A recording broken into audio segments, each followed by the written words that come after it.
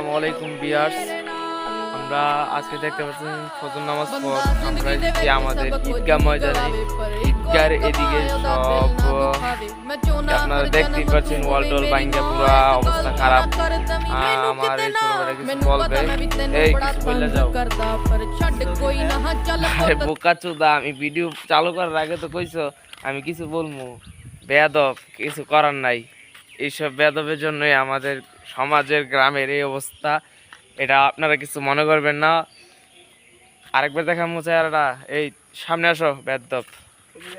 তো আমাদের ঈদগাহের মধ্যে আর যাই হোক, ঈদের সময় প্রত্যেক বছরই ইনশাল্লাহ টাকা তোলা হয় লক্ষ লক্ষ, কিন্তু ঈদগাহর দেখতেই পাচ্ছেন আপনারা কোনো যত্ন টত্ন নাই, এদিকে সব ভাঙিয়ে ফেলছে।